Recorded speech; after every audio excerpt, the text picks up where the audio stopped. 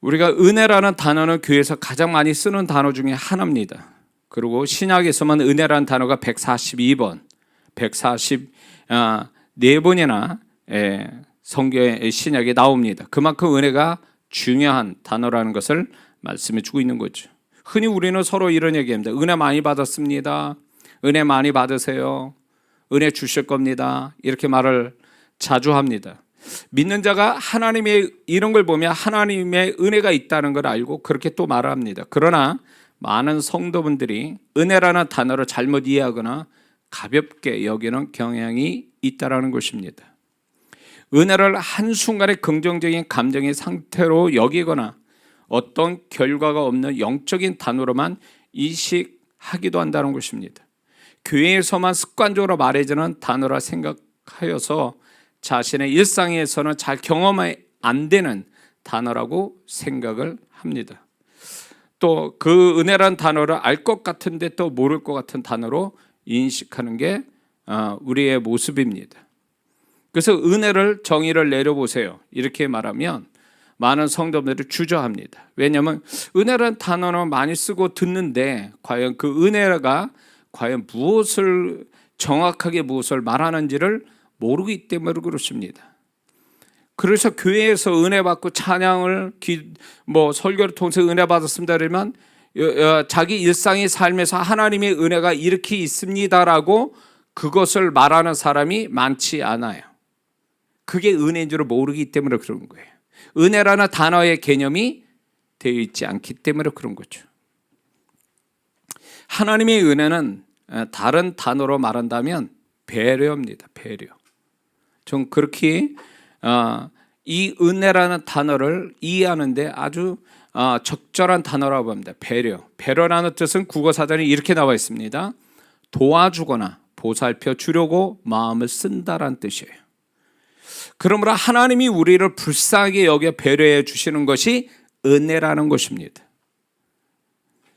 하나님이 우리에게 가장 크게 주신 은혜는 무엇일까요? 그것은 구원의 은혜입니다.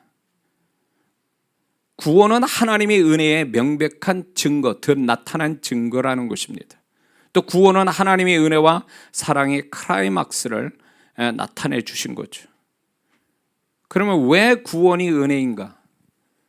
하나님이 이 세상을 일방적으로 사랑하사 독생자 예수님을 이 땅에 보내주시고 죄로 말미암아 저주받고 심판받고 지옥 갈 우리를 위해 예수님이 우리를 사랑하셔서 죄 없으신 분이 십자가에서 고난을 받아 죽으심으로 하나님 아버지께 죄사함과 천국을 거저 우리에게 주셨기 때문인 줄을 믿습니다. 은혜는 받을 자격이 안 되는 사람이 받는 상대방의 호의를 은혜라는 단어로 정의를 하고 또 하고 있습니다. 우리는 알아야 됩니다. 예수님 믿는 우리가 살아가면서 하나님이 주시는 은혜는 예수님의 십자가 희생으로 말미암아 온 은혜라는 사실을 알아야 됩니다. 그래서 우리에게 어떤 은혜를 오든 그것은 귀한 것이라는 걸 잊지 말아야 될 줄 믿습니다. 그러나 우리가 살아가면서 또 성경에서도 보면 은혜를 은혜로 여기지 않는 그 태도 때문에 망한 자들도 있다는 것입니다. 오늘날 많은 성도분들이 살아가면서 하나님의 은혜로 된 것을 자기 힘으로 자기 능력으로 자기 노력으로 된 것으로 여기서 자기 영광 자기 자랑으로 자기 의로 삼는 것이 오늘날 현실이에요. 그런데 가만히 그렇게 자랑하는 사람의 삶을 가만히 들여다보면 그것이 그 사람의 노력과 열심이 없다는 얘기는 아니에요. 그게 잘못됐다는 것도 아니에요. 그러나 그 모든 애씀과 노력과 그것을 결정적으로 그것을 인정해주고 그것을 축복으로 연결해 주는 게 바로 하나님의 은혜거든요. 근데 많은 사람이 그게 저절로 되고 어쩌다 되고 내가 그만큼 했으니까 그만한 대가로 오는 거라고 생각하는 그것이 하나님의 은혜를 은혜로 여기지 않는 태도라는 것입니다. 우리는 구원받은 후에 우리가 이 땅에 살아가는 동안에도 우리는 하나님의 은혜가 너무나 필요한 삶과 존재와 신앙을 가지고 있다는 걸 잊지 말아야 됩니다. 우리에게 필요한 하나님의 은혜는 내 영혼으로부터 육체, 마음, 삶, 나의 모든 관계에 안 미치는 것이 없습니다. 하나님의 은혜는 믿는 자에게 축복의 기본이 되어 주신다는 것입니다. 근데 이 은혜는 우리에게만 있지 세상 사람에게는 없다라는 것입니다. 그래서 세상 사람이 예수 믿는 사람을 보면서도 이해가 안 되는 부분들은 결국은 하나님의 은혜로 보이지 않는 하나님의 은혜가 작용되어졌기 때문에 세상 사람이 그것을 이해할 수 없다라는 것입니다. 그러나 이제 오늘날 구원의 은혜를 모르거나 또 구원의 은혜를 무시한 채 살아가는 그리스도인이 많아져 간다는 게 안타까운 현실입니다. 그 증거로 구원을 받고도 교회 나오지 않습니다. 또 교회 나와도 억지로 교회 생활합니다. 또 어떤 이유든 교회를 떠나 세상에서 세상 사람과 같이 죄짓고 사는 것을 당연하게 여기고 구원을 일종의 잊혀진 물건처럼 여겨서 구원의 감사함도 구원의 보답도 하지 않는 게 오늘날 교회 안의 현실입니다. 이런 사람은 구원이 없어서 살아가는데 별 문제가 없다고 생각합니다. 잊혀진 물건, 집에서 어쩌다 사기는 샀어요. 그러나 쓰지도 못하고 어디에 구석에 처박아둬서 쓰지도 않는 물건, 이런 것들이 우리 집안에 있을 겁니다. 그것처럼 구원을 그렇게 여기는 거예요. 구원은 받았으나 구원을 정말 구원이 얼마나 자신에게 축복이 된가를 모르니까 잊혀진 물건처럼 잊어버립니다. 그래서 구원이 없어도 나는 뭐 별 살아가는데 문제가 없다라고 생각해서 교회 생활을 안 하는 거죠. 그리고 구원을 한 번 받으면 어떻게든 뭐 비유로 들면 적금한 돈을 은행에서 찾지 않으면 그대로 은행에 보관되어 있는 것처럼 구원은 받았으니 나는 죽어도 천국은 그냥 간다라는 이 생각으로 살아가는 그리스도인이 있다라는 것입니다. 그러나 어느 날 집에 도적이 들어 내 귀중품을 다 털어간다면 도적이 빈털터리가 되고 말겠죠. 그것처럼 세상과 죄와 마귀에게 잡혀 살다가 어느 날 구원을 잃을 수도 있다는 것을 우리는 잊지 말아야 됩니다. 그래서 제가 집회를 할 때도 학생 집회든 뭐 학생 청년 집회든 어른 집회든 간에 제가 이 구원을 다시 한번 세상에 살다가 어쩌다 교회를 나온 사람들, 구원을 받았으나 세상에 살다가 다시 교회 들어온 사람한테 반드시 구원을 다시 예수님을 영접하는 기도를 꼭 하라고 얘기합니다. 왜? 그냥 구원받았으나 세상에 살다가 구원을 잃어버릴 수도 있잖아요. 근데 본인이 착각해가지고 난 구원받았다 그러다가 죽으면 어떻게 되는 거예요? 그렇기 때문에 구원이 그렇게 우리가 생각할 만큼 내 멋대로 막 살아도 내 하나님이 나를 구원해 주신 거 나는 이거는 뭐 보증수표다. 끝까지 내가 이러다가 뭐 세상 마음대로 살다가 죽어도 난 천국 간다. 이게 초대교회 때 이단 사설이라는 게 잊지 말아야 됩니다. 하나님이 이 부분을 이 모든 것을 사도들을 통해서 다 배격했다는 거 진리가 아니기 때문에 그렇습니다. 빌립보서에 보면 바울은 우리의 구원을 두렵고 떨림으로 그 구원을 이루어야 되는 삶이 우리에게 있다는 걸 얘기해 주고 있습니다. 그러므로 오늘날 저 교회 바깥에 있는 구원받았으나 지금 교회 생활 안 하는 그분들은 구원을 잃어버렸을지도 모르는 거예요. 그 구원이 그 정도로 아주 가볍고 별거 아닌 잊혀진 물건처럼 쓰지도 못하는 물건처럼 생각할 것 같으면 예수님이 십자가에서 그렇게 고난받을 이유가 없다는 거죠. 그분의 고난의 엄청난 그 고난이 우리의 구원이 얼마나 필요한가와 함께 우리가 구원받지 않으면 안 되는 죄인이라는 것을 반증해 주시는 거예요.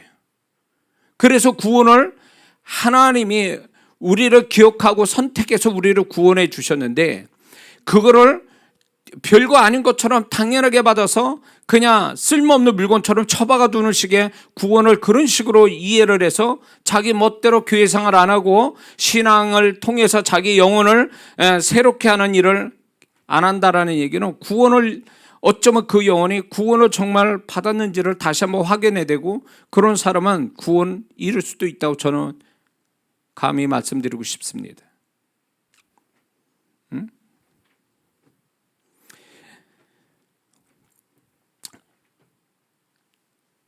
지금은 구원의 은혜를 비롯해서 하나님의 은혜가 점점 사라지고 있는 세대에 우리는 살고 있다는 걸 잊지 말아야 됩니다. 그 증거로 과거에 비해서 구원받는 사람들이 점점 줄어들고 있다는 것입니다. 7, 80년대, 90년대 그런 속도로 교회에 구원받은 자가 증가하고 교회에 영혼들이 많이 들어왔다면 지금쯤은 더 넘쳐야 되거든요. 그러나 지금은 점점 더 교회 구원의 숫자도 줄고, 교회 통계로 보면, 교회 연구소 같은데 통계로 보면 구원의 숫자도 줄고 교회 출석률도 이제 교회 안 나오는 사람도 줄고 있다는 얘기죠. 그것이 결국 무엇을 얘기하냐면 과거에 비해서 구원의 역사가 점점 줄어들고 있다, 사라지고 있다. 이거는 하나님이 구원해 주신 은혜가 점점 사라지고 있다는 증거입니다. 물론 우리의 입장에서 전도의 열정을 가지고 전도하지 않은 원인도 있습니다. 그러나 은혜가, 하나님의 은혜가 사라진 결과라는 걸 우리가 잊지 말아야 됩니다. 그리고 교회 안에서는 믿는 자의 영적인 헌신과 열정이 사라지고 교회 다니는 곳조차도 버거워하고 내면의 변화를 받기가 과거에 비해서 쉽지 않아졌다라는 것입니다. 이거는 결국 무엇을 얘기하냐면 우리의 게으름도 원인이 될 수 있어요. 그러나 주님이 오시는 이 가까운 이때에 점점 믿는 자들이 하나님의 은혜가 떨어지고 성령의 역사가 줄어들게 되니까 이 본성 가지고 사는 거죠. 예수 믿고 구원받고도 육신의 타락한 본성, 타락한 혼을 가지고 살아가기 때문에 이거를 이겨주고 뒤집어주고 하는 이 하나님의 은혜가 사라지다 보니까 이 타락한 혼 가지고 세상을 살아가니까 교회 생활을 안 하게 되는 거죠. 그리고 하나님의 은혜가 강력할 때 우리 교회 한국 역사에 보면 60, 70, 80년대에 하나님의 역사가 강력할 때는 정말로 복음만 전해도 예수님 영접하고 교회로 나오는 게 쉽게 나왔습니다. 그래서 그때 교회들이 부흥이 있었습니다. 그러나 지금 그렇습니까? 있는 교인도 다 나가잖아요. 전도 못해요. 안 하는 게 아니라 못해요 또. 그리고 전도를 해도 과거에 제가 제가 볼 때 100명을 전도한다면 한 10명 구원시킬까? 그때 90년대에도 그랬어요. 길거리에 나가서 한 100명을 전도하지 않습니까? 그러면 10명 구원시키는 게 쉽지 않았어요. 그래서 제가 그때 당시 한 2년을 구원 길바닥에서 예수 영접하고 이렇게 주소 적고 이런 아주 정확하게 예수 영접한 사람이 500명 됐거든요. 그 카드를 다 갖고 있어요, 제가. 예. 그런데 500명 예수 영접하려면 몇 명을 만나야 되는 줄 아십니까? 몇 명에게 복음을 전해야 되는 줄 아세요? 10,000명 이상을 해야 돼요. 그때 당시에도 그랬단 말이에요. 근데 지금은 더 어려워졌어요. 전도의 기술이, 능력이 모자람이 아니에요. 점점 세상이 심판대가 가깝고 주님이 오심이 가까우니까 하나님의 은혜도 줄고 반면에 이 세상을 다스리는 사단이 이 사람을 마음을 강팍하게 하고 혼미케 하고 그렇게 함으로써 구원을 못 받게 하는 역사가 더 강력해졌다는 것입니다.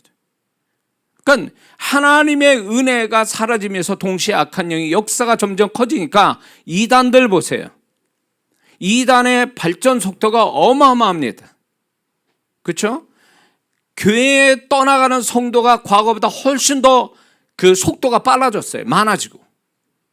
무엇을 얘기할까요? 게을러져서 사람이 타락해서, 물론 그런 원인이 있어요. 그러나 영적인 시각으로 볼 때 하나님의 은혜가 사라진 거예요.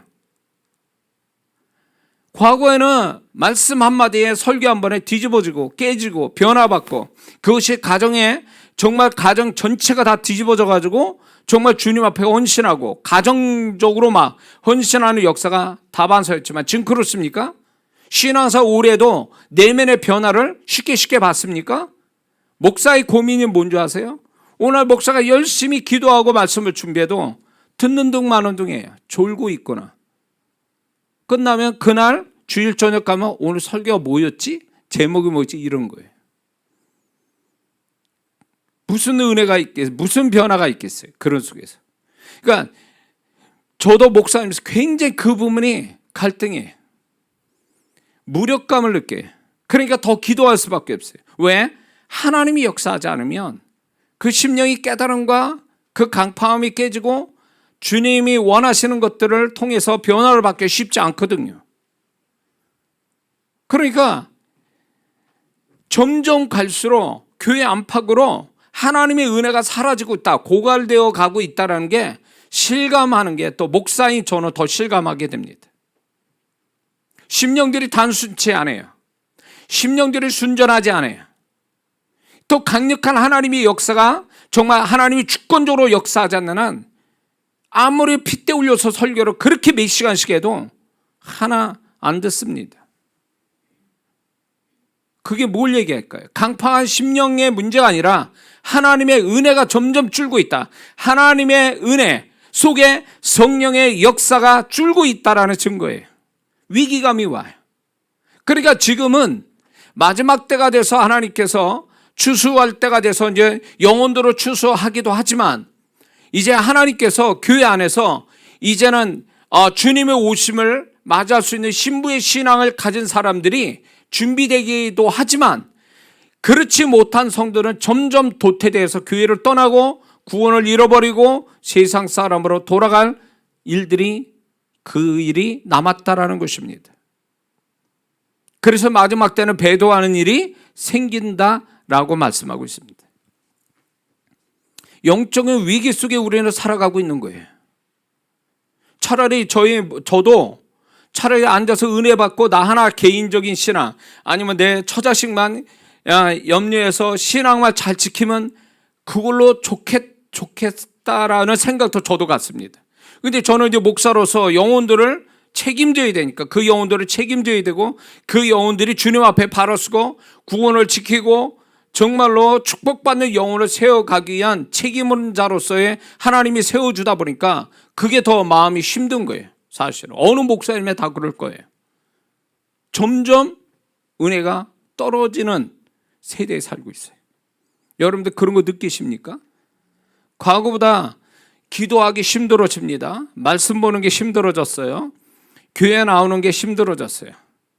물론 자신의 게으름도 있고 혼적으로 강하니까 그럴 수도 있어요. 그러나 하나님의 은혜가 떨어지기 때문에, 하나님의 은혜가 떨어지니까 하나님의 은혜가 푸시를 해줘야 되는데, 그 은혜로서 뭔가 우리를 하게끔 만들어주는데 그렇게 안 된다, 그거예요.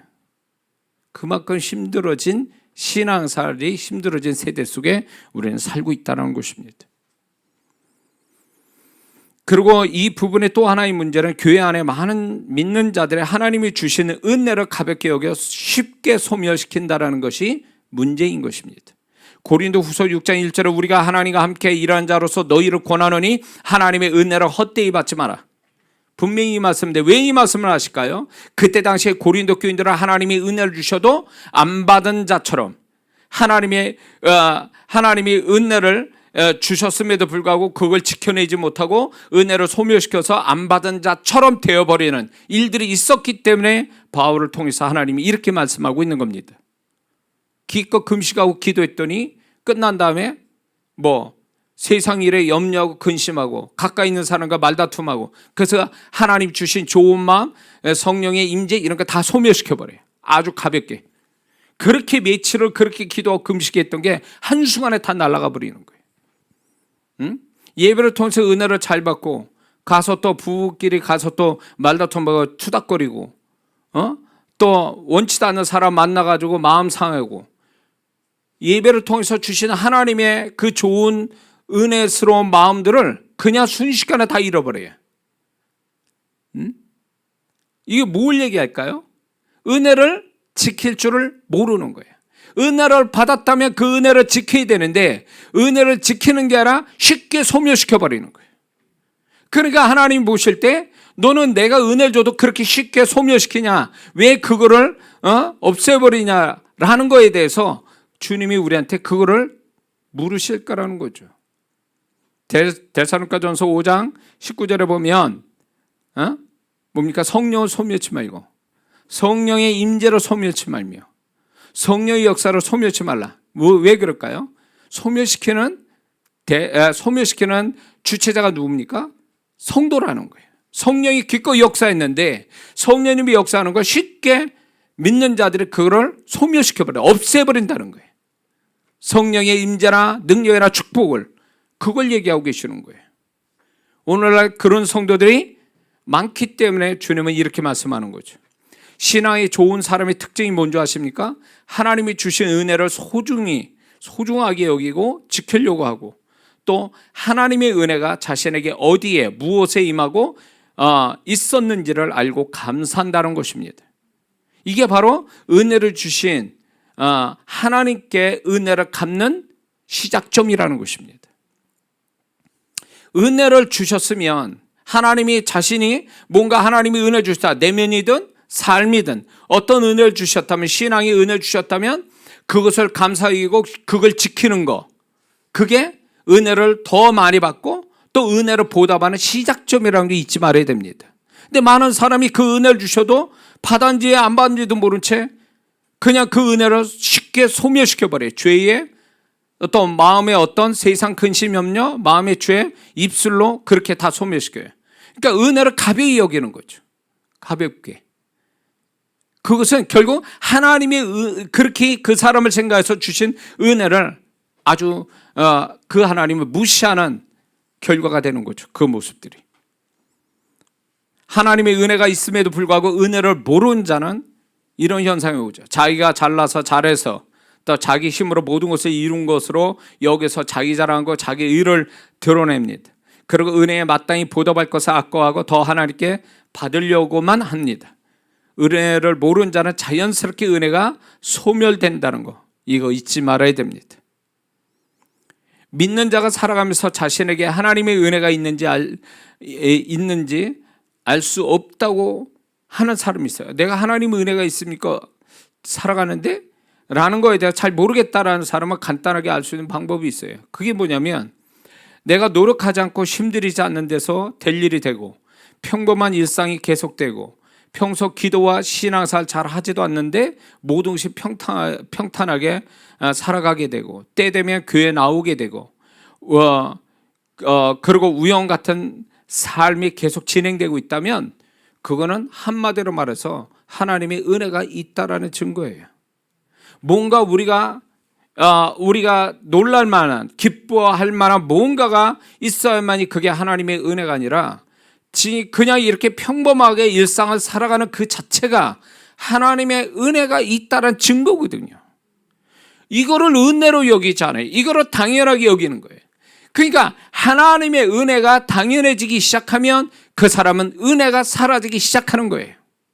당연한 게 아니잖아요. 그렇게 받을 만한 자격이 돼서 주시는 게 아니잖아요. 우리가 구원을 받을 만한 자격이 돼서 구원받은 사람이 아니잖아요. 그거와 같이 우리가 살아가면서 이렇게 하나님이 여러 모양으로 보이지 않게 우리에게 은혜를 주시는 것들에 대해서 우리가 받을 자격이 돼서 주시는 게 아니거든요. 응? 여러분들 주 중에 여러분들 얼마나 기도하고 말씀 보고 하나님께 찬양하고 하나님께 정말로 예배드리고 또 높이고 그런 삶을 얼마나 많이 사셨습니까? 얼마나 하셨어요? 그런 거 없는데도 불구하고 주일 되면 또 나와서 예배를 드립니다. 이게 그냥 습관으로 나오는 것 같습니까? 그냥 자동이 된 것 같아요. 계속 그렇게 신앙생활하니까. 그러면 교회 구원받아 교회 잘 나오다가 세상으로 돌아와서 아예 교회로 못 들어온 사람들을 뭘 어떻게 설명해야 돼요? 그 사람들이 여러분보다 더 신앙생활 안 했기 때문에 그 사람들이 교회 안 나오는 겁니까? 아니에요. 차이는 뭐냐? 은혜가 있고 은혜가 없고 그 차이뿐이에요. 그게 신기하잖아요. 나는 일주일 내내 주님 생각해보지도 않고 하나님을 높이지도 않고 그랬는데도 주일 되면 예배 드리려고 나와요. 그게 신기하지 않아요? 그게 습관으로 얘기하면 안 돼요. 그리고 지킬 수 있는 환경, 마음, 건강, 이게 자동으로 그냥 그렇게 되는 겁니까? 아니에요. 절대 그렇지 않습니다. 하나님의 은혜가 그 사람한테 있으니까 평범한 일상, 자연스러운 삶이 되어지는 거예요. 그걸 하나님의 은혜로 여기죠. 병원에 가 있는 사람, 그런 사람들, 그 사람들은 나보다 은혜가 없어서 그렇게 된 겁니까? 우리는 하나님의 은혜를 너무 이 개념이 뭔가 잘못 가지고 있으니까 이 부분에서 제가 하나님께 이 부분에 대해서 많은 생각을 저한테 주셨는데 그 생각 속에 뭐가 있냐면요, 하나님의 답답함이 있는 거예요. 그분이 그 답답함이 뭐냐면 결국 제가 기도하면서 묵상하는데 깨닫게 하시는 건 뭐냐면 은혜를 모른다라는 거예요. 하나님의 은혜를, 구원의 은혜부터 모를 뿐만 아니라 살아가면서 주시는 하나님의 은혜도 은혜로 여기지 않는 것에 대한 하나님의 답답함, 하나님의 서운함, 그게 있다라는 거. 그래서 제가 오늘 이 설교를 하게 되는 겁니다.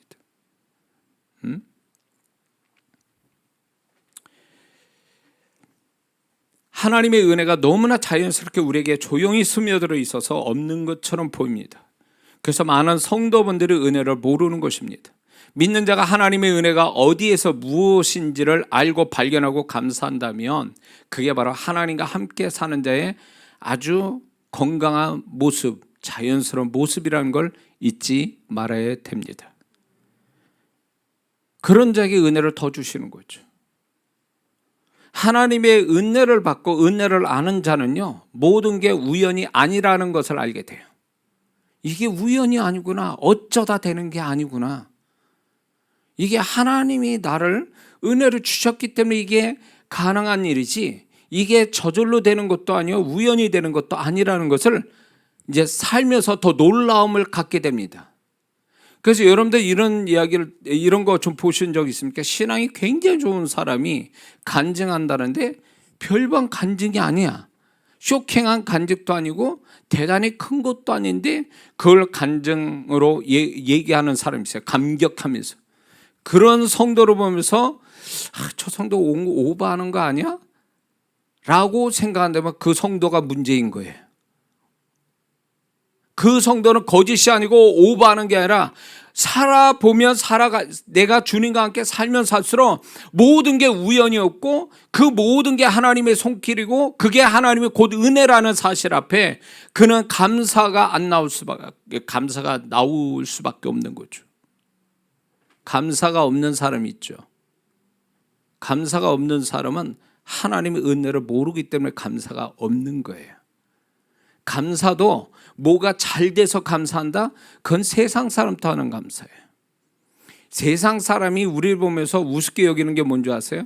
우리는 그 모든 게 하나님의 손길로 은혜로 된 것이기 때문에 그것을 감사하는데 세상 사람은 야 그거 당연한 거 아니야? 살아가는데 당연한 거 아니야? 그렇게 그건 그냥 살아가는데 아주 당연하고 자연스러운 거야 라고 생각해서 별반 그렇게 감사할 일이 아니라고 생각해요. 그러나 우리는 하나님과 함께 사는 자고 하나님이 베푸신 은혜가 있다는 걸 알면 그게 다 기적이고 그게 나를 위한 거라는 나의 사랑의 표현으로 그렇게 은혜를 주셨다는 걸 생각하면 감사가 나오지 않을 수가 없는 거죠. 그래서 정말로 감사를 많이 하는 사람은 하나님의 은혜를 아는 자예요. 반면에 감사가 없는 사람은 주신 하나님의 은혜도 모르는 자이기 때문에 감사가 없는 거죠. 뭐가 돼야 감사하는 거예요? 물론 감사하는 거는 그건 좋은 거죠. 그러나 수준의 차이예요.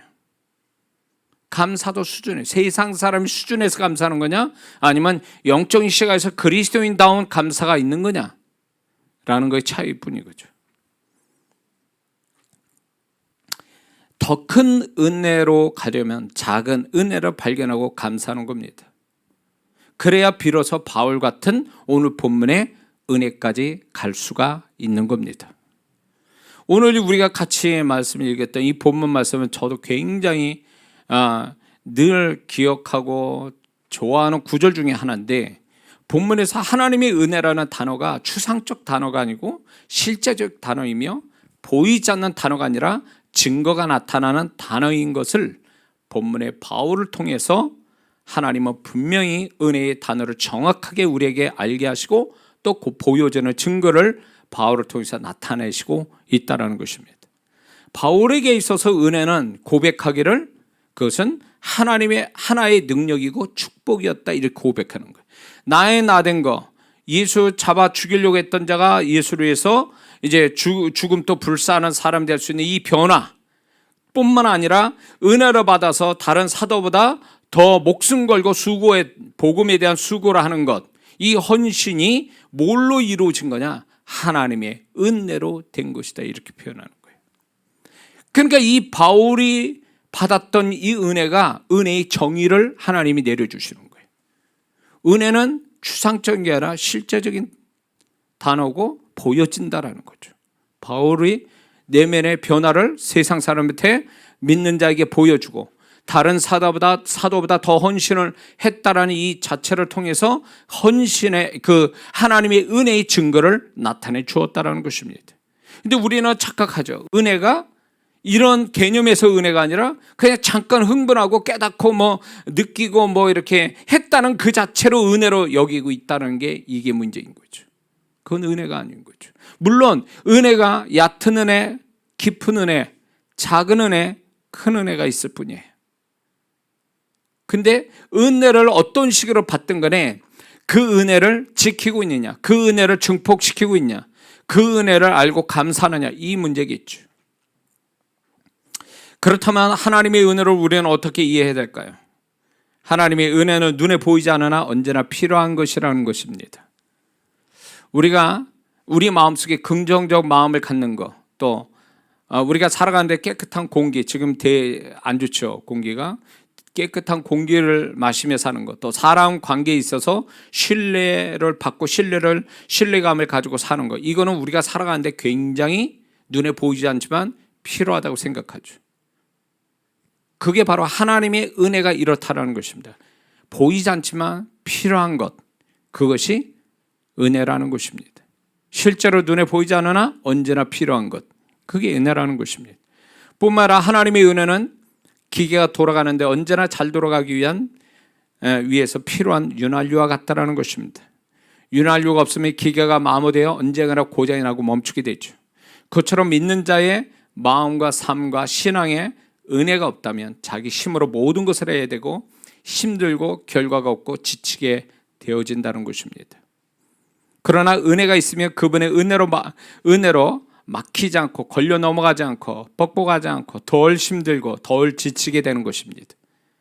그리고 수고의 보상도 받게 되는 것, 그게 다 은혜로 되어지는 것이라는 겁니다. 또 하나님의 은혜는 저는 이렇게 표현하고 싶어요. 만능 양념장, 요즘 그런 것도 나오더만요. 뭐 어디나 어떤 음식에 다 집어넣어도 그 맛이 나게 하는 만능 양념장 같다라고 저는 이렇게 은혜를 얘기하고 싶습니다. 왜냐하면 하나님의 은혜는 우리의 모든 것에 영향을 미치고 좋은 결과를 가져오기 때문에 그렇습니다. 그리고 하나님의 은혜는 선물과 같다는 것입니다. 내가 수고하지 않았는데 상대방이 알아서 베풀어 주는 것, 이게 선물이죠. 그 선물처럼 하나님이 우리에게 은혜를 거저 주시는 것이기 때문에 우리는 그 거저 주신 은혜에 대한 보답은 뭐냐? 그 은혜를 알고 감사하는 거죠. 그게 보답하는 길이에요. 자, 누가 선물을 생각해서 누가 선물을 줬어요. 근데 받는 게 시큰둥해. 감사도 안 해. 그럼 누가 그거 줄 마음이 뭐가 있겠어요? 줄 마음이 없죠. 제 아들 이전수한테도 제가 이렇게 부모로서 뭐 이렇게 챙겨줍니다. 본인이 원하지 않아도 부모 입장에서 자식이 이게 뭐가 필요하겠다 이렇게 챙겨주는데 감사 안 한다, 고마워하지 않는다, 그 다음부터 국물도 없어요. 예, 저는 그렇게 하거든요. 이게 감사도 못한다. 이게 무슨 이게 자식된 도리냐 말이에요. 부모는 생각해서 애써서 어렵게 준비해서 줬으면 부모 입장에서는 그걸 고마워하고 감사하면 그걸로 부모를 기쁘게 하는 건데 그렇지 않아요. 그러면 저는 그렇게 더 이상 그거 없다 이제. 국물도 없다. 어렸을 때도 장난감 가지고 좋아하는데 그 장난감에 대한 고마움이 없으면 그다음부터 장난감 없습니다. 그렇게 교육을 시키는 거죠. 사람이 살아가면서 마땅히 감사할 것 감사하지 않는다는 것은 그거는 더 이상 자기가 그 이상의 축복은 받지 못한다라는 것을 의미하는 거예요. 사람이 감사하죠. 그러니까 하나님의 은혜도 마찬가지예요. 선물과 같은 거예요. 받았으면 알고 감사해야죠. 하나님이 그래야 영광을 받으시는 거 아닙니까? 또한 하나님의 은혜는 생수와 같다라고 표현하고 싶습니다. 왜냐하면 별거 아닌 것 같아도 절대 필요하고 없으면 서서히 죽어가는 거기 때문에 그렇습니다. 물은 몸의 기본 요소인 것처럼 하나님의 은혜는 기본이고 핵심입니다. 그래서 이 하나님의 은혜는 없어도 그만 있어도 그만이 아니라 절대적 있어야 되는 게 하나님의 은혜예요. 구원은 받아도 되만 안 받아도 되는 그런 문제가 아니잖아요. 그것처럼 우리가 살아가는 이 땅을 떠나는 순간까지 하나님의 은혜를 받아도 그만 안 받아도 그만이 아니에요. 그 은혜는 더 풍성하게 받아가면서 우리가 살아야 될 존재라는 거 잊지 말아야 됩니다. 근데 은혜를 받은 거 감사치도 않아요. 은혜 받은 거 소멸시켜버려. 그럼 뭐 무슨 은혜가 있겠습니까? 그 사람한테 더 이상. 하나님 또 더 이상 주실 게 없어요. 그렇게 되면. 있는 자에게 더 있게 하시고 없는 자는 그 있는 것마다 빼앗기리라. 이게 하나님의 공식이에요. 그래서 내가 하나님이 나한테 이런 거 있게 하셨구나 그러면서 감사하는 자는 더 있게 하시게 하는데 없다라고 생각하는 사람은 있는 거마저 그나마 가지고 있는 것조차도 빼앗길 수 있다. 사단에게 빼앗기고 세상에 빼앗길 수 있다는 거죠.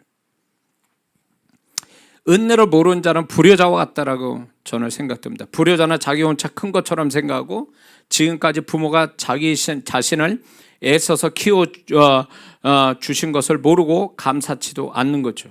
불효자는 부모를 도와주지 못할 망정 오히려 부모에게 자기에게 필요한 것을 더 달라 하는 자가 불효자죠. 불효자는 부모에게 효도하는 것을 귀찮게 여깁니다. 꼭 불효자가 부모 속색이든 그 자식놈이 부모가 돌아가시면 좋은 관 쓰자고 난리를 치고 예를 갖추자고 난리를 치는 게 불효자예요. 살아계실 때는 속색이고 아주 마음 아프게 만드는 그 자식이 꼭 돌아가시면 그 짓을 하고 있어요. 여러분들 지금 어버이 주일이고 뭐 그렇게 하는데 여러분들 부모님께 어떻게 지금 하고 있습니까? 저는 네가 부모를 공경하라. 그러면 네가 땅에서 잘되고 장수하리라. 땅에서 잘되고 형통하고 장수한다.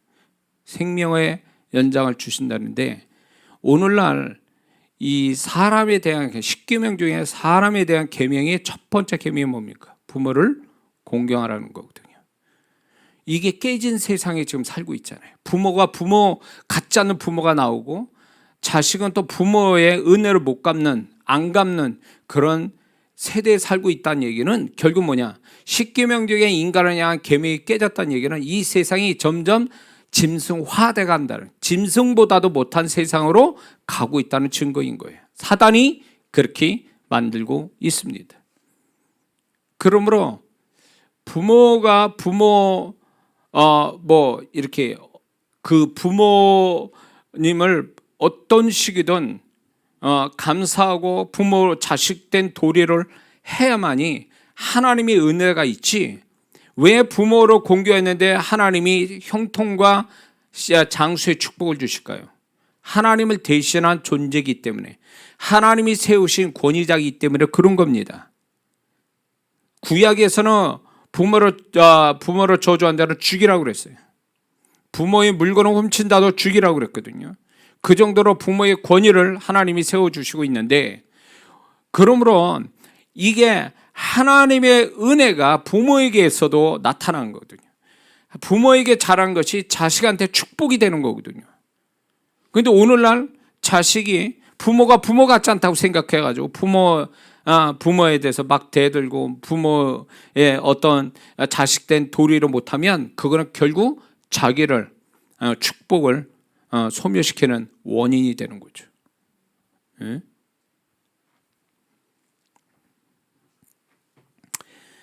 성경에 은혜를 은혜로 여기지 않는 인물들이 나옵니다. 보면 광야 이스라엘 백성, 그 사람들은 광야에서 하나님이 베풀어 주신 은혜가 있잖아요. 불구름, 구름기둥, 만나, 물, 또 불뱀 물려 죽지 않게, 의복이 헤어지지 않게, 발이 부릅지 않게 해주신 이 모든 것, 하나님의 은혜잖아요. 그들이 원했던 것도 아니고 몰랐던 거잖아요. 그러나 하나님이 그들의 필요한 걸 다 이미 하나님이 채워주고 계셨잖아요. 그러나 그들은 어떻게 했습니까? 시종일관 자신들의 조그만 불편한 것을 원망하고 그렇게 하니까 하나님의 은혜가 사라진 자가 나타나죠. 광야 1세대 하나님의 은혜가 사라지니까 광야에서 죽었잖아요. 은혜로 모르면 이렇게 된다는 거죠. 그들은 약속받은 복받은 자들이에요. 그러나 약속이 성취가 안 되게 한 원인은 뭐냐? 그 사람에게 있는 거 광야 1세대들은요. 왜 하나님이 베풀어 주신 그 다양한 그런 은혜들 앞에서 왜 그거는 감사치도 않고 원망을 했을까요? 그거는 뭘 얘기하냐면 그렇게 베풀어 주신 것에 대해서 모를 수가 없잖아요. 알면서 그랬다는 것은 그들은 그걸 당연하게 여겼다 그거예요. 그래서 하나님 뭐라 하냐면 그들은 목이 고든 백성이다. 교만하여 당연히 받을 걸 받는 것이다라고 생각한 거예요. 그 은혜에 대한 보답이 없는 게 결국 그들은 그 광야에서 죽임을 당한 거죠. 이스라엘 초대왕 사울이 왕된 것은 전적인 하나님의 은혜였습니다. 자기 노력이나 그럴 만해서 된 것도 아니에요. 그러나 그가 왕되고 나서 어떻게 됐습니까? 하나님의 은혜가 자기 의가 되고 특권이 됐습니다. 은혜에 대한 보답함은 없습니다. 그 결과는 어떻게 됐습니까? 은혜가 사라지는 첫 번째가 뭐였습니까? 성령이 떠나가고 악령이 그 사람을 괴롭히고 있었죠. 사울이. 그리고 그는 더 이상 회개할 마음이 없었고 그 강팍한 마음으로 다윗에 대한 미움, 질투, 시기가 잔뜩한 마음이 지옥됐습니다. 그런 심령의 어떤 모습을 갖고 성령께서 영적인 축복이 사라지니까 어떻게 됐습니까? 그는 결국 아들과 세 아들과 함께 자기가 과거에 이겼던 족속들한테 그 전쟁에서 쳐서 자기와 함께 세 아들을 같이 죽게 하잖아요. 이게 은혜를 은혜로 여기지 않는 자의 결말이에요. 히스기야 왕을 보세요. 역대하 32장 25절에 우리가 다 아는 것처럼 히스기야 왕은 하나님께 이사야를 통해서 생명을 이제 끝낸다고 그럴 때 벽을 향하여 기도했던 15년 생명 연장시켜주고 아수로부터 구원해 줬잖아요.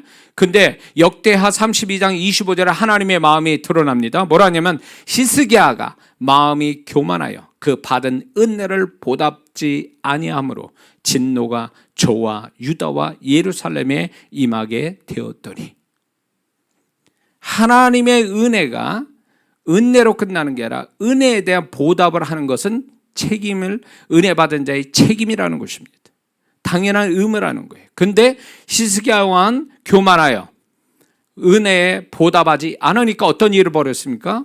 그는 아수르에서 구원을 받았어도 나중에 바벨론의 나라 유다 나라가 다 사라졌어요.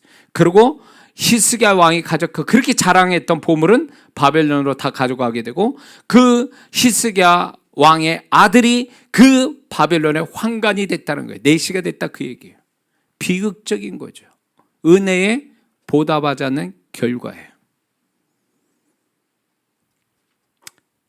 마태복음 25장에 보면 한 달란트, 5달러, 2달러, 한 달란트 나죠. 근데 그 한 달란트를 보세요. 한 달란트는 주인의 은혜를 아는 자였습니까? 모르는 자였어요. 왜? 주인의 은혜가 뭔데요?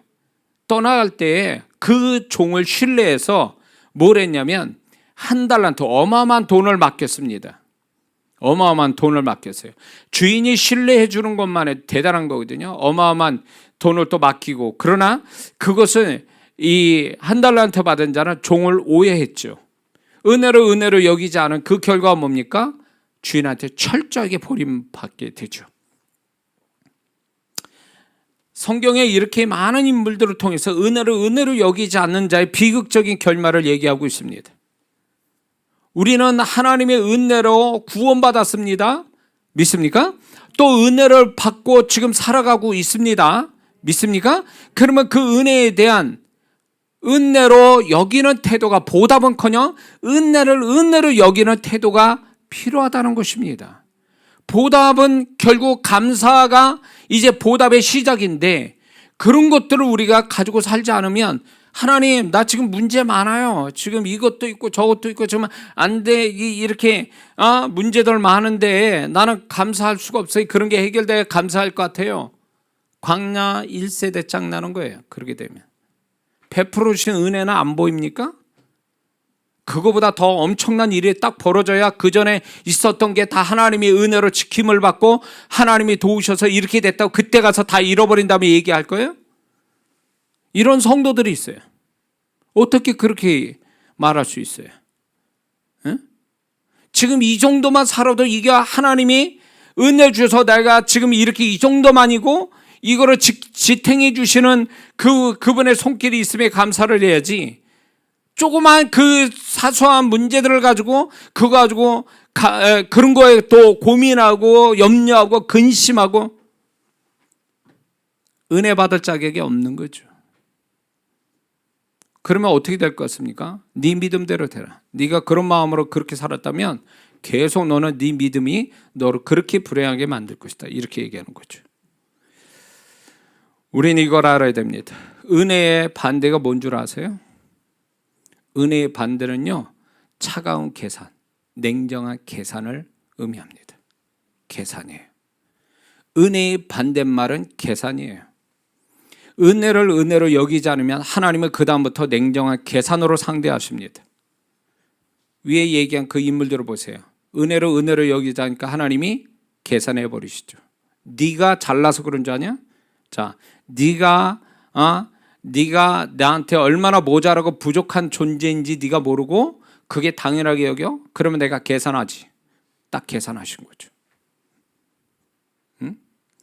히스기야 왕이 하나님이 은혜를 모르고 교만하니까 하나님이 계산하셨어요. 네가 어떤 존재인 줄 아니? 그러면서 네가 얼마나 연약하고 네가 가진 나라가 얼마나 연약한 나라며 네가 가진 게 얼마나 그게 내 손으로 이루어졌는지 네가 모르지. 그래, 내가 계산할게. 딱 이렇게 계산하니까 뭐 두 말할 거 없죠. 하나님이 은혜를 은혜로 여기는 자는 계속 은혜 주시면 은혜를 은혜로 여기지 않으면 그 다음부터 뭐 하냐면 계산하세요. 너의 실상을 봐라. 네가 그럴 만한 존재인지 그래, 네가 그 다음부터 네가 해봐 라는 거예요. 은혜가 계산으로 바뀔 때 고통이 뒤따릅니다. 왜냐? 은혜가 사라졌기 때문에 그렇습니다. 그래서 우리의 태도에 따라 하나님의 은혜가 더할 수도 있고 사라질 수도 있다라는 걸 잊지 말아야 됩니다. 은혜로 더 받을 수 있냐? 은혜가 사라지는 자, 그거는 하나님보다도 우리의 선택권을 우리한테 주신 거예요. 우리가 그러면 우리의 태도, 어떤 태도가 은혜가 사라지게 하는가, 소멸시키는가, 이걸 좀 생각해 봐야 됩니다. 그거는 뭐냐면 교회 생활을 성실하게 하지 않으면 서서히 은혜가 사라집니다. 그리고 자기 의의를 앞세우면 은혜가 사라집니다. 은혜를 은혜로 여기지 않기 때문에 은혜가 사라집니다. 은혜를 주신 하나님을 분노케 했기 때문에 은혜가 사라집니다. 그래서 더 이상 은혜 받을 자격이 사라졌기 때문에 은혜가 사라지는 거죠. 은혜를 가볍게 여기기 때문에 은혜가 사라집니다. 은혜에 보답할 줄 모르기 때문에 은혜가 사라집니다. 지금 얘기한 그 인물들을 통해서. 은혜가 사라지면 어떻게 될까요? 아침 안개 사라지듯이 하나님의 보호막, 하나님의 손길이 점점 사라집니다.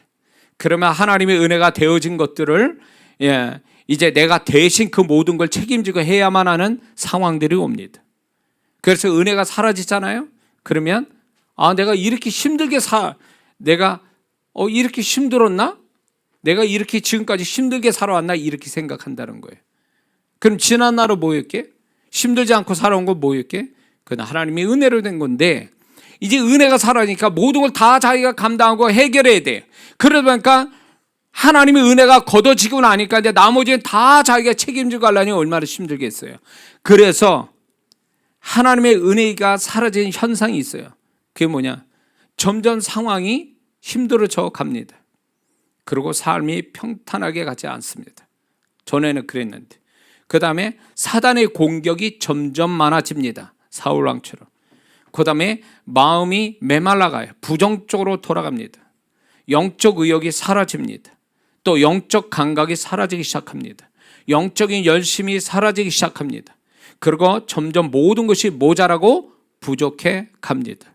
이거는 여러분들이 만약에 이런 것들이 있다면 하나님의 은혜가 지금 사라지고 있는 거예요. 은혜가 사라지고 있는 거예요. 하나님은 그 하나님을 신뢰하고 사는 자에게는 하나님은 반드시 가면 갈수록 플러스가 되게 하시거든요. 가면 가서 더 좋은 걸 주시는 분이 하나님이신데, 이건 가면 갈수록 과거보다 더 나아지는 게 없이 더 어렵고 문제가 생긴다? 은혜가 사라진 증거로 나타나는 거예요. 우리는 은혜를 너무 소홀히 아주 우습게 여겨요. 가볍게 여기니까 이런 현상이 오는 거예요. 은혜가 그렇죠. 은혜는 모든 것에 다 미치고 있어요. 우리의 모든 것에. 여러분이 지금 교회 나오는 이 10년도 여러분이 잘해서 그 10년 가지고 교회 나온 줄 아세요? 하나님이 그 마음에 은혜 주시니까 교회도 나와서 은혜도 받고 나와서 찬송도 부르고 그러는 거지, 그 마음속에 하나님의 은혜를 빼면 뭐가 있을 것 같습니까? 타락한 혼만 작용할 뿐이에요. 제가 목회를 지금까지 하면서 하나님의 은혜로 저는 목회했다고 저는 자신 있게 말해요. 왜냐? 제가 봐도 끈기 있게 뭘 오래 간다든가 아니면 내가 마음에 여러 가지 힘들고 어려우면요, 이제 저도 쓰러지고 못 일어날 수도 있어요. 그럼에도 불구하고 제가 이 긴 세월을 목회를 지금까지 이렇게 오면서도 감당할 수 있었던 거는 그분의 은혜가 나를 붙들어 주었기 때문에 가능한 거지, 은혜가 없으면 벌써 끝났어요. 저는 벌써 끝난 거예요. 은혜가 사라지는 것을 여러분들을 잘 봐야 됩니다. 그걸 우연처럼 생각하면 안 돼요. 여러분의 삶 속에 뭔가 과거하고 조금씩 뭔가 좀 바닥으로 내려가는 것 같고, 심령이나 삶의 모든 게 좀 이렇게 좀 어렵게 돌아간다면 내가 능력이 모자라서 뭐 지혜가 모자라서 이런 게 아니에요. 근본적으로 우리는 영적인 하나님의 도우심을 받고 살았는데, 그 도우심, 그게 은혜 속에 있는데 은혜가 사라지는 거죠. 그러면 은혜가 왜 사라진지를 알아야죠. 은혜가 왜 사라졌는지. 세상적 시각으로 내가 이게 모자라서 안 돼서 방법이 없어서 이런 식으로 찾아간다면 그 사람은 그게 해결나는 게 아니라 가만히 보세요. 자기 영적 상태를 보란 말이에요. 자기가 영적인 생활, 영적인 삶을 어떻게 살고 있는지를 보란 말이에요. 그게 시금석이에요. 우리의 신앙이 우리의 삶의 시금석이라는 거 잊지 말아야 됩니다. 우리의 신앙과 삶이 분리된 게 아니에요. 신앙이 있어야 삶이 있는 거예요. 신앙의 모양이 그의 삶의 모양이 되는 거예요. 신앙이 개떡 같다 그러면 그의 삶도 그럴 수밖에 없는 거예요. 응? 신앙 좋은 사람이 삶이 엉망일 수는 없어요. 어떤 사람은 그래, 교회를 열심히 다니는데 삶이 엉망이죠. 그 사람 가만히 들여다보면 신앙이 뭔가 허점이 있는 거예요. 잘못되니까 그렇지, 정말 하나님이 인정하는 신앙을 가졌다면 그 사람의 삶을 하나님이 책임져 주신다란 말이에요. 응? 근데 신앙이 개떡 같고 문제가 많으니까 삶도 엉망이 되는 거예요. 하나님의 은혜가 없으니까 삶이 어려워지는 거예요. 응? 사람 잘못 만나서, 환경 잘못 만나서 된 게 아니라고. 우리는 다 하나님 손에 있는 거고, 우리는 살아가는 게 다 그분과 함께 살기 때문에 그분은 내 머리털까지 다 세시고 그분은 우리에게 더 좋은 걸 주기를 원하시는데 우리 스스로가 거절해서 그렇게 된 거예요. 이러나 하나님의 은혜조차도 알지도 못하고 감사치도 않은데 무슨 하나님의 손길을 더 바랐냐 말이죠. 하나님이 속상하는 게 뭔지 아세요? 알지도 못한다 그거예요. 성도들이. 응? 내가 베푼 은혜와 사랑과 축복을 모른다라는 거예요. 그게 하나님을 불쾌하게 만드는 거예요. 왜 광야 이스라엘 백성에 대해서 하나님이 진노하시는 이유가 뭐예요? 왜 내가 베풀어 준 건 모르고 너희들의 입장에서 조금 어려운 걸 가지고 그걸 가지고 하나님을 무시하고 시험하고 그렇게 하는 거에 대해서 하나님 분노하시는 거예요. 있는 것조차도 모르는데, 있는 거에 대해서도 감사를 못하는데 무슨 없는 걸 더 달라고 그러냐 그거예요. 있는 자는 더 있게 하시고 없는 자는 있는 것마저 빼앗기리라. 성경에 보면 은혜로 여긴 사람 두 사람을 소개하자면 먼저 요셉입니다. 창세기 45장 5절에 당신들의 그 형들 앞에 얘기합니다. 당신들의 나를 이곳에 팔았으므로 근심하지 마소서, 한탄하지 마소서. 하나님이 생명을 구원하시려고 나를 당신들 앞서 보내셨나이다. 이게 은혜 받은 자의 고백이에요. 자기가 형들의 미움 받아서 애굽에 왔다, 이게 아니라는 거예요. 하나님의 계획 속에서 애굽에 왔고 하나님의 은혜로 지금까지 살아왔고, 그래서 내가 바로의 총리가 되어서 여러분들을 내가 이제 지켜주라고 하나님이 말씀하고 있다라는 얘기예요. 은혜를 아는 자의 고백이죠.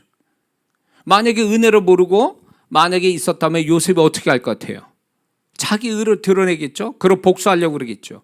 그러나 은혜를 아는 자는 이 모든 것들이 하나님의 은혜로 살아왔기 때문에 하나님께 감사하고 그 하나님의 은혜에 대한 하나님의 메시지를 알고 있었다, 그 얘기예요. 당신보다 내가 당신들의 생명을 구원하기 위해서 먼저 보내셨나이다. 이게 뭐예요? 하나님의 계획을 아는 자였다라는 거죠. 자기를 이렇게 세운 거에 대한, 이게 은혜를 받은 자의 모습이라는 거죠. 다윗은 역대상 29장 14절과 17절에 이렇게 말합니다. 나와 나의 백성이 무엇이간데 이처럼 즐거운 마음으로, 이제 그가 성전을 짓고 싶었어요. 하나님이 이게 너무너무 기뻐하셨어요. 너무너무 다윗을 사랑했고 너무 존귀하게 여겼어요. 그래서 다윗이 하지도 않았는데, 성전 건축도 하지도 않았는데 하나님께서 그 다윗을 정말로 사랑해서 가는 데보다 이기게 아주 형통하게 하셨어요. 그런데 결정적인 건 다윗이 피를 흘렸기 때문에, 많은 자의 피를 흘렸기 때문에 그가 드릴 자격이 안 돼서 있을 때 다윗은 실망하지 않고 그 아들한테 성전을 지을 수 있도록 자기가 모아놓은, 성전을 지어서 모아놓은 걸 다 하나님께 드립니다. 그러면서 이 얘기하는 거예요. 지금 나와 나의 백성이 무엇이간데 이처럼 즐거운 마음으로 들으심이 있나이까. 모든 것이 주께로 말미암아 사오니 우리가 주의 손에서 받은 것으로 주께 드렸을 뿐이니이다. 내가 정직한 마음으로 이 모든 것을 즐거이 드렸사오며 이제 내가 또 여기 있는 주의 백성이 주께 즐거이 드리는 것을 보니 심히 기쁘도소이다. 이렇게 말해요. 다윗은 지금까지 싸움에서, 죽음의 현장에서 그 싸움에서 얻어진 것들이 결국 하나님께 드려지면서 이 모든 게 주님께로부터 왔고 다시 주님께 되돌려 드린다라는 은혜에 대한 감사를 이렇게 표현하고 있는 거예요. 그러니까 이게 그래도 성전을 지을 수 있는, 내가 뭔가 보탬이 될 수 있는 은혜를 나한테 주신 것에 감사하다, 그런 표현이죠. 은혜를 은혜로 여기는 자에게 하나님이 존귀 여기시 축복하시는 게 나타나고 있는 거죠.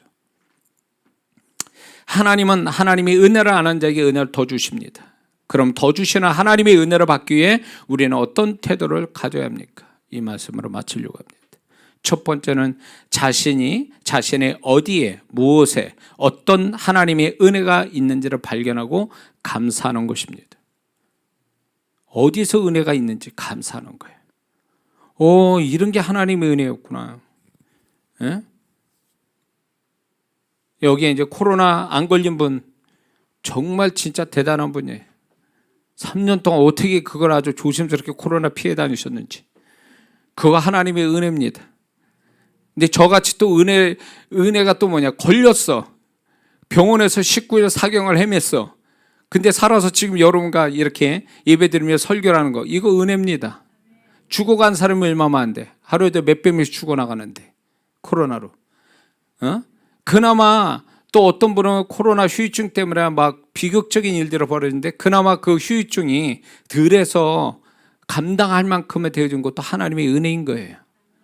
그런데 그게 다 하나님의 은혜예요. 내가 그 사람과 뭘 다를 게 뭐 있어요. 나도 진짜 세상 말로 재수 없으면 그렇게 가는 거죠 뭐. 그러나 하나님의 은혜로 나를 지금 이렇게 살게 하셨잖아요. 그때 병원에 있을 때 아주 손 놔버렸어요. 하나님 앞에. 하나님, 이제 저는 이제 하나님께 할 거 다 했고, 그러시니 하나님이 뜻대로 되게 해달라고. 근데 극적인 어떤 변화가 있었죠. 그걸 보면서 이게 제가 또 하나님의 은혜로 살게 하시는구나. 아직 갈 때는 아니었구나.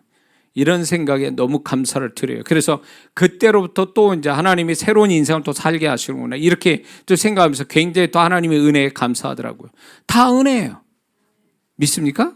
그래서 은혜가 어디 있는지를 알고 발견하고 감사하는 거, 이게 하나님이 더 은혜를 받게 하시는 비결이라는 거, 첫 번째 이해 우리는 알아야 될 주비십니다. 그리고 두 번째, 하나님이 주신 은혜 앞에 겸손해야 됩니다. 은혜를 받아 잘 되거나 기분 좋은 일이 생기면 자신을 볼 게 아니라 그렇게 은혜 주셔야 하나님을 먼저 봐야 되는 것입니다. 그것이 마땅합니다. 바울처럼 우리가 자랑할 것이 없다, 오직 다 그게 하나님의 은혜로 결정적 역할은 하나님의 은혜가 되어진 거다, 이렇게 말하는, 은혜 앞에 겸손해야 돼. 히스기야처럼 교만하면 안 되는 거죠. 그 다음에 세 번째, 은혜를 주셔야 하나님의 의도를 알아야 됩니다. 하나님이 어떤 의도로 이 은혜를 주셨는가. 하나님이 아무 생각 없이 하나님이 은혜를 주신 것이 아닙니다. 그러면 왜 주셨을까를 생각해야 돼. 항상 왜. 성경을 잘 보는, 성경 속에 그분의 마음, 그분의 생각을 발견한 좋은 성경을 보는 방법이 있어요. 그게 뭔지 아세요?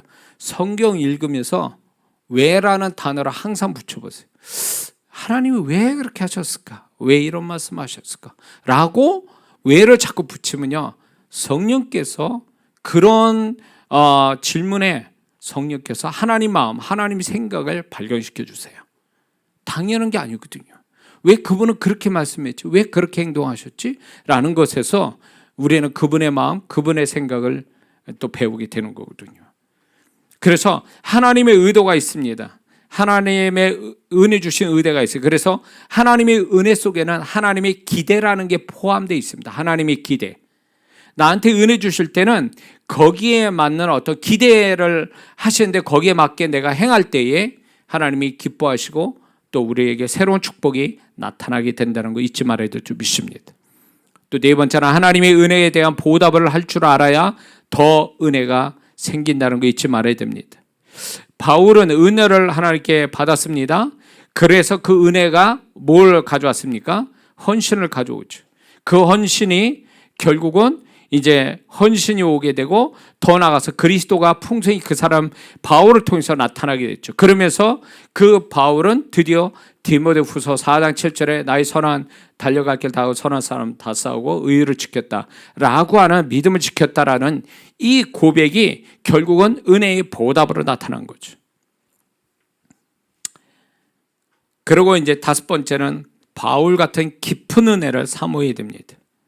바울은 은혜도 차원이 있는데 바울의 은혜는 굉장히 깊은 은혜를 받았다는 거죠. 우리는 은혜를 작은 것부터 시작해서 깊은 데까지 가는 은혜를 받아야 되는데 바울같이 내적인 변화, 아주 밑바닥부터 훑어내는 그 내적인 변화를 받는 이 은혜, 더 나아가서 그분을 위해서 목숨 바쳐서 헌신할 수 있는 그 은혜, 이 바울이 가졌던 이 은혜를 우리는 깊은 은혜를 삼아야 될 줄 믿습니다. 수준 높은 신앙, 이 바울이 가졌다. 그리고 결국 어떻게 됩니까? 바울의 깊은 은혜가 뭘 가졌습니까? 그가 말하는 게 다 하나님의 음성이었단 말이죠. 그가 행하는 것이 다 하나님의 발자취였다는 거죠. 이게 바울의 은혜의 클라이막스예요. 이만큼 사람으로서 영광받는 사람이 성경에 또 누가 있습니까? 그래서 우리가 은혜를 받아가되 그 은혜가 더 깊은 은혜, 바울 같은 은혜를 우리가 삼아야 될 줄 믿습니다. 마지막 여섯 번째는 바울같이 긴 은혜를 받기를 사모해야 됩니다. 긴 은혜, 짧은 은혜가 아니라 잠깐 받는 은혜가 아니라 바울은 다메섹에서 예수님 만나 그래서 순교할 때까지 수십 년 동안 그는 그 순간까지 은혜를 소멸치 않고 주신 은혜대로 살았고 결국은 순교를 당하게 됐죠. 영광스러운 결말을 갖게 됐죠. 그러니까 우리가 왜 신앙사 잘하다가 어느 날 갑자기 사라지고 세상으로 가느냐, 그거는요 은혜를 잘 받았지만 그 은혜가 길게 가지 않아서 그래요. 그래서 은혜를 받는 분은요 긴 은혜가 필요해요. 길게 가는 은혜, 죽을 그 순간까지 가는 그 은혜, 바울처럼 그 순교하는 그 순간까지 내가 선한 사람 다 싸우고 달려갈게 다가고 믿음을 지켰다라고 하는 그 은혜, 그 긴 은혜, 거기까지 가요. 그래서 죽을 때 영광스러운 죽음을 갖는 거. 제가 전도하다 보면요 그런 분들 만나요. 저 과거에 교회 열심히 다녔어요. 직분은 받았어요. 뭐 봉사도 했어요. 이래. 지금은 술 먹고 돌아다니고 노래방 다니고 뭐 별짓 다 하고 산다는 거지. 그러면 그 은혜가 과거에 그 뭡니까? 그 과거에는 그게 하나님의 은혜로 그렇게 됐는데 지금 술 먹고 돌아다니고 세상 사람처럼 사는 게 그게 본래 그 사람 모습이에요. 은혜가 떨어진 그 사람 모습인 거지. 네? 그러므로 우리가 은혜를 받을 때 하나님 나한테 이 은혜가 내가 이렇게 흔들리지 않고 변하지 않는 길게 죽을 때까지 가는 은혜를 내게 달라고. 그러면서 그 바울처럼 은혜에 보답하고 은혜대로 살려고 하고 은혜를 붙들고 사는 이게 돼야 끝에까지 가는 거지. 은혜 가볍게 여기고 은혜를 여기지 않으면 보세요. 순간에 하나님이 계산을 딱 하는 순간에 은혜는 사라지고 마는 거죠. 그래서 바울이 참 위대한 건 뭐냐? 그가 어떤 어마어마한 사역을 했다는 게 위대한 게 아니에요. 바울은 하나님 그 주님을 다메섹에서 가는 거기에서 주님 만난 그 주님을 또 그분이 주신 은혜를 평생 그는 소멸치 않고 더 풍성하게 만들어서 하나님으로부터 존귀함 받는 자로 인생을 끝냈다라는 게 위대한 거예요. 잠깐은 열심히 할 수 있어요. 우리는 뭐든지 열정 가지고 잠깐은 뭐예요. 그러나 끝까지 변치 않고 성실한 신앙은 그거는 또 다른 문제예요. 누가 정말 잘하는 거냐? 반짝 열심히 하는 게 아니에요. 주신 은혜를 통해서 변치 않고 수준 높은 존재와 신앙을 죽는 그 순간까지 가지고 가는 거. 그 사람이 정말로 은혜 제대로 받은 자죠. 응? 그러므로 오늘 이 아침에 저는 주님의 마음을 전하는 거예요. 은혜를 너무 잘 알지도 못하고 은혜를 너무 예수 그리스도로 말미암아 온 은혜를 가벼이 여기고 우습게 여기고 은혜로 소멸케 돼도 별거 아닌 것처럼 살아가는 믿는 자들이 너무 많으니까 주님이 너무 안타까이 여기시는 거예요. 은혜가 사라지면 어떤 일이 벌어지는지를 이미 성경에서 다 계시하고 있는데도 은혜가 소멸되는지도 모르고 살아가는 믿는 자들이 있어서 그분의 뜻대로 계획대로 가지 않고 하나님의 축복은 없이 살아가는 그런 그리스도인들이 너무 많아서 하나님께서 은혜에 대한 개념을 정의를 하나님이 오늘 우리에게 가르쳐 주신 줄로 믿습니다. 은혜가 더 풍성한 저와 여러분들이 되어야 될 줄 믿습니다. 기도하겠습니다.